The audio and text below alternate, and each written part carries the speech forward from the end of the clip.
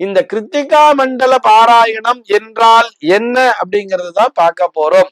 அதாவது ஆங்காங்கே பார்த்தோம்னா இந்த கார்த்திகை மாதம் 1ஆம் தேதி தொடங்கி இன்றைக்கு இந்த மார்கழி மாதம் 18ஆம் தேதி வரை எல்லா இடத்திலயும் நிறைய வேத பாராயணம் அப்படிங்கிறது தொடர்ந்து நடந்துட்டே இருக்கும்.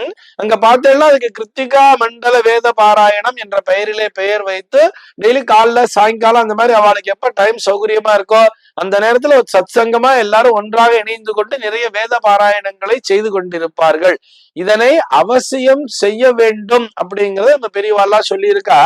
இது பார்த்தோம்னா ஒரு 60 ஆண்டுகளுக்கு முன்னாடி பார்த்தோம்னா அப்படியே வழக்கிலிருந்து கொஞ்சம் கொஞ்சமா நகர்ந்து போயிடுச்சு. என்ன பார்த்தோம்னா இந்த இங்கிலீஷ்காரர் பீரியட்ல எல்லாம் பார்த்தோம்னா ரொம்ப அடுத்த வேளை சாப்பாட்டுக்கே கஷ்டம் அப்படின்னு வரும் பொழுது இந்த வேத பாராயணத்தெல்லாம் சரியா பண்ண முடியாம அது வழக்கிலிருந்து காணாமல் போன ஒரு விஷயத்தை நம்ம மகாபெரிவா ஆசீர்வாதத்தோடு நம்முடைய மகாபெரிவா இதனை நினைவூட்டி எல்லா இடத்திலையும் செய்யணும்னு சொல்லிட்டு கிட்டத்தட்ட ஒரு 55 ஆண்டு காலமாக தொடர்ந்து இதனை செய்து கொண்டிருக்கிறார்கள். இது ரொம்ப ஒரு சந்தோஷப்பட வேண்டிய விஷயம்.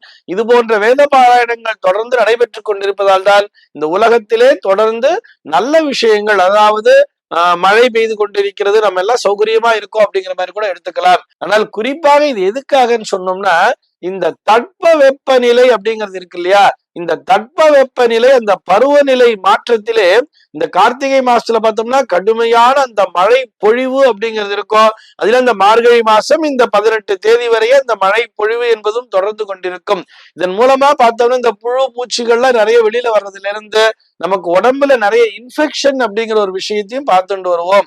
நிறைய பேர் பார்த்தோம்னா இந்த ஃபீவரிஷா இருக்கு, நிறைய ஃபீவர் சீசன் அப்படிங்கிற மாதிரி எல்லாம் டைபாய்டு உட்பட நிறைய நோய்கள் பரவுகின்ற காலமாக இருப்பதால் இந்த நோய்களிலிருந்து பொதுமக்களை காப்பாற்ற வேண்டும் என்கின்ற அந்த உயரிய நோக்கத்தோடு செய்யப்படுவதுதான் இந்த கிருத்திகா மண்டல வேத பாராயணம் என்பது.